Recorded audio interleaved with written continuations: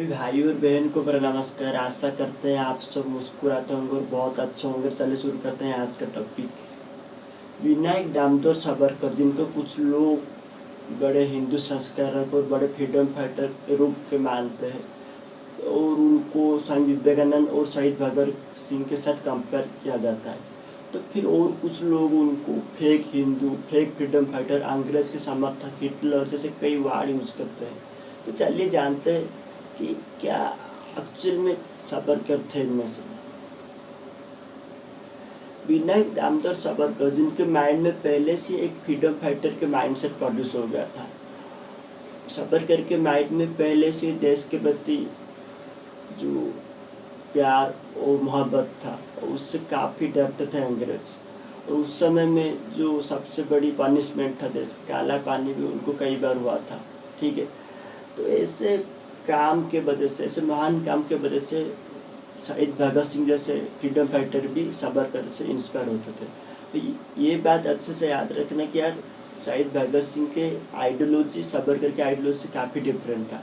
मतलब सावरकर के आइडियोलॉजी हिंदुत्व के ऊपर था, मगर जो भगत सिंह का आइडियोलॉजी था वो नास्तिकता और मार्क्सिज्म के ऊपर था। ठीक है, और उसी प्रकार कई बड़े लोग जैसे बाल गंगाधर तिलक जैसे फ्रीडम फाइटर भी सावरकर को बहुत तारीफ करते थे। ठीक है, तो ऐसे में एक कान में ट्विस्ट आता है जब ऐसे फ्रीडम फाइटर मतलब विनायक दामोदर सावरकर अंग्रेज को माफ़ी पत्र लिखते हैं। और माफ़ी पत्र में ये साफ साफ कहते हैं कि मेरा भूल हो गया और मैं कभी भी अंग्रेज के खिलाफ नहीं जाऊंगा फ्यूचर में, और मैं अंग्रेज के सभी रूल और रेगुलेशन को मानूंगा। देखिए, जो फ्रीडम फाइटर को अंग्रेज काफ़ी डरता था बचपन से, अगर वो फ्रीडम फाइटर अंग्रेज को ऐसे माफ़ी पत्र लिखेगा तो जो कोई भी हैरान होगा। ऐसे माफ़ी पत्र के वजह से सावरकर को कुछ लोग भगड़ा कहते हैं, डरपोक कहते हैं। देखिए, हमको ये बात को अच्छे समझना होगा कि सावरकर क्यों जेल से निकलने के लिए चाहते थे, वो क्यों जेल से मुक्त होने के लिए चाहते थे। ठीक है, सावरकर अपने मौज मस्ती के लिए नहीं, बल्कि देश के स्वार्थ के लिए, देश के लोगों के स्वार्थ के लिए, कुछ काम करने के लिए, देश के लोगों के लिए वो जेल से निकलने के लिए चाहते, जेल से मुक्त होने के लिए चाहते थे। ठीक है, वो जब जेल से निकले तो बाद में वो कई कुसंस्कार, समाज में जो कोई कुसंस्कार थे हिंदू समाज में, उसको हटाए। ठीक है, मगर जो अंग्रेज के विरुद्ध होने वाले आंदोलन में उनके कोई रोल नहीं था, क्योंकि शर्त के अनुसार जो माफ़ी पत्र लिखे थे वो शर्त के अनुसार सावरकर किसी भी अंग्रेज के विरुद्ध आंदोलन में टेक पार्ट नहीं किए थे। ठीक है, तो इसलिए सावरकर को कई लोग डांटते हैं, और जो लोग सावरकर को भगत सिंह के साथ कंपेयर करते हैं वो लोग भी अच्छे समझना होगा कि शायद भगत सिंह अगर माफ़ी पत्र लिख देते, मतलब वो माफ़ी मांग लेते अगर, तो वो फांसी से आराम से बच जाते। और उस समय में फांसी से बचने के लिए, मतलब शहीद भगत सिंह को फांसी से बचाने के लिए कई बड़े बड़े फ्रीडम फाइटर जैसे महात्मा गांधी, जवाहरलाल नेहरू, मौलाना अबुल कलाम आज़ाद जैसे कई बड़े लोग कोशिश करते थे, मगर उस कोशिश में सावरकर का कोई रोल नहीं था, क्योंकि सावरकर उस समय में अंग्रेज के शर्त के अनुसार किसी भी अंग्रेज विरुद्ध आंदोलन में टेक पार्ट नहीं करते थे। ठीक है, तो फिर और कुछ लोग होते थे जो सावरकर को आइडियोलॉजी को स्वामी विवेकानंद की आइडियोलॉजी के साथ कंपेयर करते हैं, उनके काम को स्वामी विवेकानंद के काम के साथ कंपेयर करते हैं। ये लोग थोड़ा स्वामी विवेकानंद और सावरकर के ऊपर जो बुक है उसको अच्छे से पढ़ लेना चाहिए।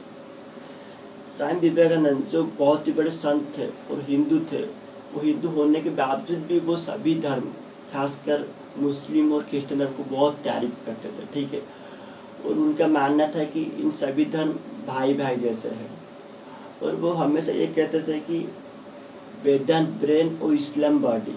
ठीक है, मगर दूसरी तरफ जो सावरकर वो सभी धर्म को रेस्पेक्ट करते थे, मगर वो क्रिश्चियन और मुस्लिम के ऊपर जो सोच थोड़ा अलग था। उनका मानना था कि एक ही देश में क्रिश्चियन, मुस्लिम, हिंदू एक साथ नहीं मिलकर रह सकते।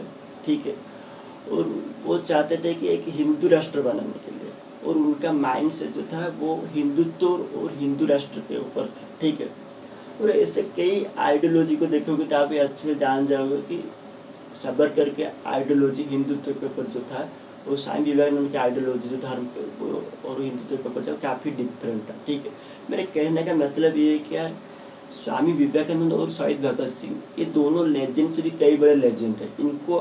इन दोनों को आप किसी के भी साथ कंपेयर नहीं कर सकते। ठीक है, तो यहाँ पर कुछ लोग बोलेंगे कि तो फिर क्या विनायक दामोदर सावरकर हिटलर थे? देखिए, सावरकर स्वामी विवेकानंद और शहीद भगत सिंह जैसे इंसान नहीं थे। इसका मतलब ये नहीं कि सावरकर हिटलर जैसे इंसान थे। सावरकर भी कई अच्छे काम किए हैं और वो अंग्रेज के खिलाफ बचपन से लड़ते थे। हालांकि वो माफ़ी पत्र लिखे, मगर वो समाज के कई कुसंस्कार हटाने में उनके बड़े रोल थे। ठीक है, और कई लोग ये नहीं जानते होंगे कि सावरकर मरने से पहले खाने पीने छोड़ दिए थे। मतलब वो चाहते थे कि इच्छा मृत्यु हो जाए, मतलब वो आप ही आप खुद की जान को परवाह दे। ठीक है, तो देखिए यार, सभी लोगों के अपने अपने रेस्पेक्टिंग पोजीशन है। उन रेस्पेक्टिंग पोजीशन के हिसाब से सभी लोगों को आप रेस्पेक्ट करना सीखो। ठीक है, कोई स्वामी विवेकानंद नहीं, इसका मतलब नहीं कि वो हिटलर है। ठीक है, ये बात बहुत ही भूल है। ठीक है, अगर आपको इस टॉपिक के ऊपर किसी भी प्रकार के डाउट है तो आप इस बुक को जाकर ज़रूर अच्छे से चेक कर सकते हैं, अच्छे से पढ़ सकते हैं। ठीक है, इस बुक क्यों, आप चाहे तो किसी भी बुक को अच्छे से पढ़ सकते हैं। ठीक है, यहीं से हम इस टॉपिक को समाप्त करते हैं। इस टॉपिक के ऊपर आपको क्या राय है, हमको कमेंट सेक्शन में ज़रूर बताना। सभी को मेरा नमस्कार।